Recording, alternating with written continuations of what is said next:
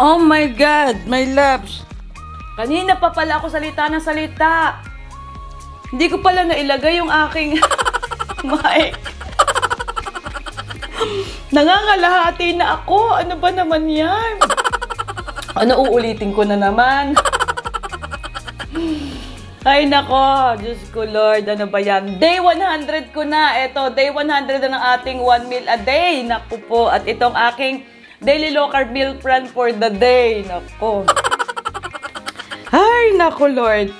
Diba, ganyan tayo pag tumatanda na. Naku, talagang makakalimutin. Sabi ko sa inyo, sobrang makakalimutin ko na.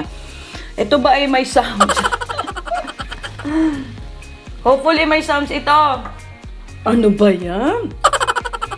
Kanina pa ako dakdak ng dakdak. Ilang minuto na yon. But anyway, ito may labs ha. Ito, fried chicken ala king. Ako gumawa. And then, kung kayo ay sawan-sawa na sa itlog na prito at pare-parehas lang ang inyong luto, ito, ginawa natin ng twist. Ang tawag dito ay fried egg salad. So, nagprito lang tayo ng itlog na parang pasani side up, tapos medyo inano ko lang ng konti. Ano yun sa ilalim, medyo tinusta ko lang ng konti para sa ating toppings na pang-salad.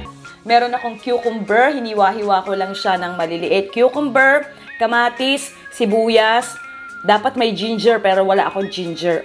Tapos, nilagyan ko lang siya ng suka at isang stick ng Equal Gold para manamis-namis at salt and pepper to taste. Ayan. Tapos, on top din, nilagyan ko rin siya ng pritong dilis. Oh my goodness. Kanina pa ako salita ng salita.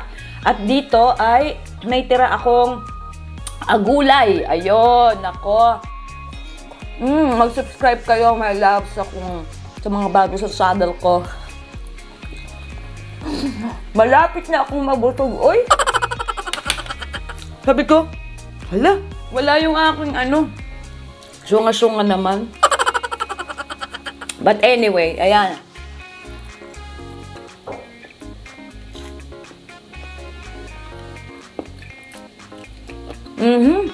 Ito, my loves, ang kinukwento ko sa inyo. Natatandaan nyo ba ako ay gumawa ako ng video ng copper mask, my loves.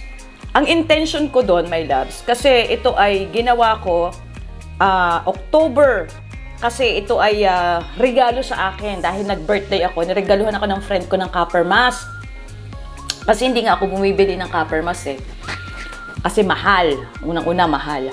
And then, I did the video kasi kagaya ko syunga-syunga ako. Hindi ko talaga alam kung paano siya gamitin, kung paano siya i-assemble. Hindi ko talaga siya alam kasi dumating siya ganyan kumbaga hiwa-hiwalay pa siya. So what I did ay tumingin ako sa YouTube kung paano, and then ginaya ko syempre. And then ayun, yun ang purpose ko para do sa mga tanga-tanga na merong copper mask, at least alam nyo kung paano gawin. Mali pa nga yung mali pa nga yung paglalagay ko ng string, yung dito, mali pa nga yun di ba? So, ayun. Ay, my loves, ang dami ng bash sa akin. Pero, nag-comment sila. Ngayon, October ko siya ginawa. Nag-comment sila, ngayong February. Kailan lang? A week ago? Ganun. Parang tapos sunod-sunod. Iba-iba. Iba-ibang tao. So, sabi ko, ano ba ito? May grupo ba ito na ganito? Ano sila sa copper mask? Yung parang, saan ka nakita ng mask na may butas, hindi yan recommended ng doktor, hindi yan safe. Well, ako naman, I agree. I agree talaga sa sinasabi nila. Pero, ako, ba't kayo galit na galit sa akin? Hindi ko naman siya i-endorse eh. Hindi ko siya i-endorse na, you have to buy this and that, blah, blah. Sabi ko dun sa video, ginawa ko lang nga ito para ganun. At least may idea kayo how to assemble it kung sakaling meron kayo nito. Yun ang purpose ko. Hindi para, ganyan na, hello, bumili kayo, blah, blah, blah.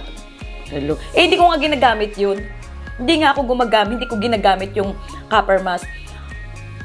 Napakabihira ko siyang gamitin. Kasi ang ginagamit ko yung surgical mask na yung disposable. Kasi ang dami kong binili hanggang ngayon. Ang dami ko pa. Kasi nga, nung nag-pandemic, bumili ako na napakasang katutak. Ayun.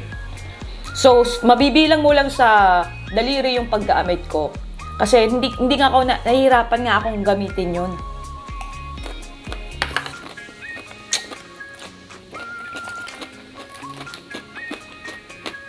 Not unlike pag disposable, pagkagamit mo, tapon. Gamit, tapon. Ganon. Ayun. Ang dami ng bash. Nako, my loves. Hindi ko yun i-endorse. So, alam ko naman na, saka nga naman din nakakita may butas na. Ang mahal-mahal pa, no? Kaya nga hindi ako bumibili nun. Imagine niyo sa isang copper mask, makakabili ka na ng 50 or 60 pieces na na surgical mask. Surgical mask ba yun? Professional mask, basta ganun. Yun. Ang sarap nito, try nyo.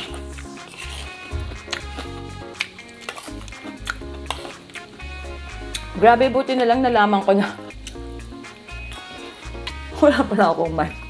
Hindi ko alam kung may tunog pa yan Hindi ko na na-check.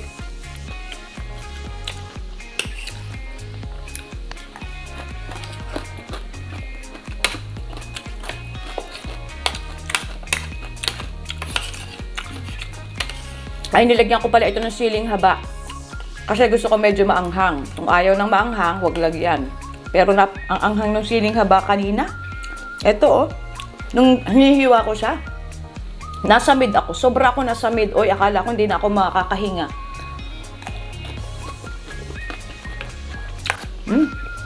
Sobra anghang, Ito pa yun,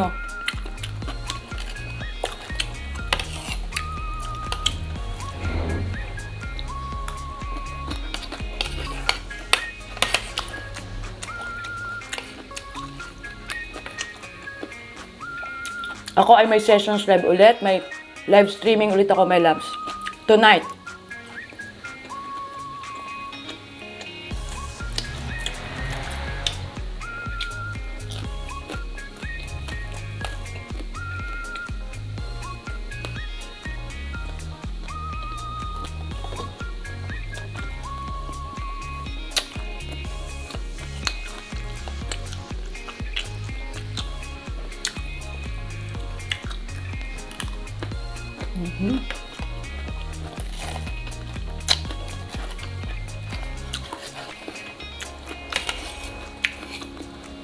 Nagka-twist talaga siya, ang galing.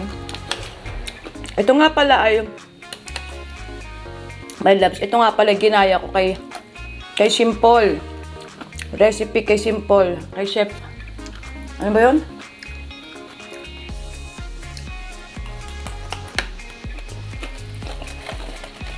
Chef Tatung. Ayun si Chef Tatung.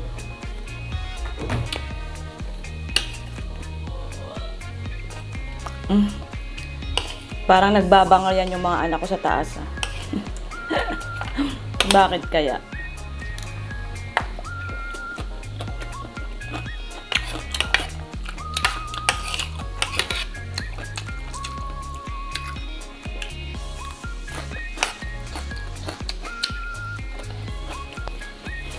Nakangati ako.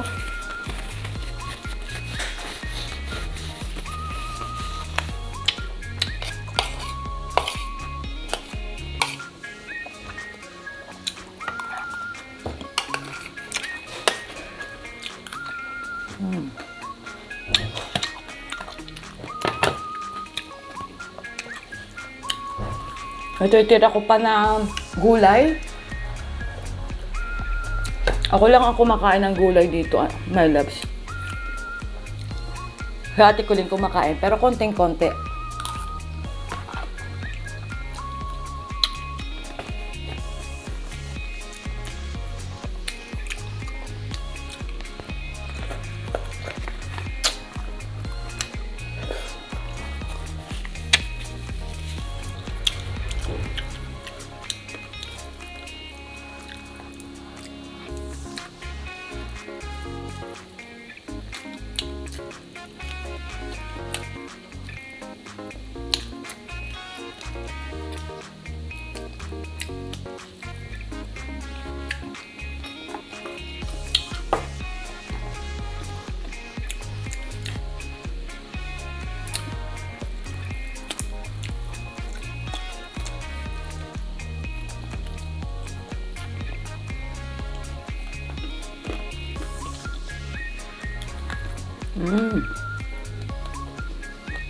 Leeg.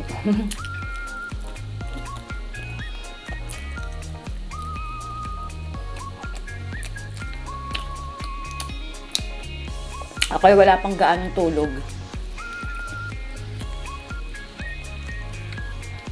Tingnan niyo yung boses ko, my loves. Ano? Kakaiba. Ang lalim.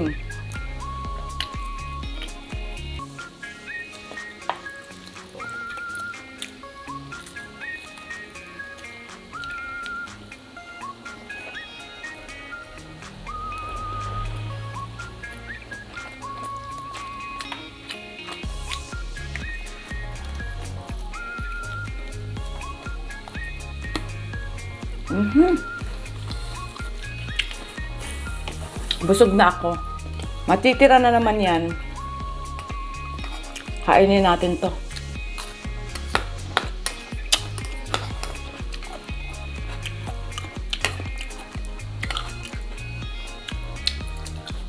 Nako, mamaya ako'y mag-harvest mamaya, my loves, ng okra at saka kamatis.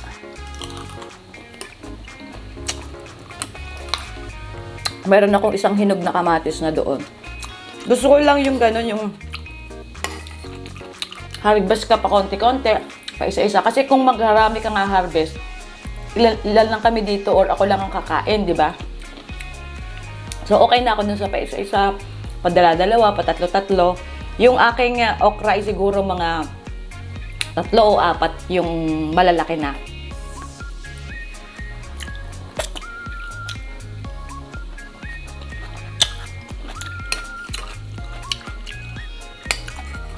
Tama ba yung sinabi ko kanina? Cucumber, kamatis, sibuyas, nalagyan ko ng siling haba o siling green.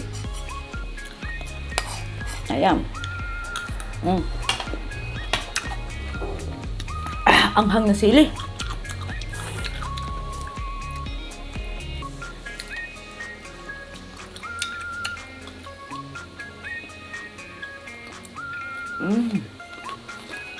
Yes.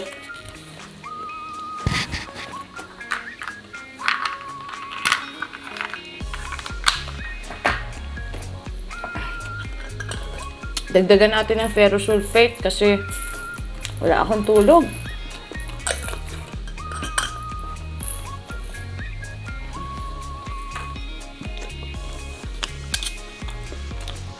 Nakalimutan kong mag-bulletproof.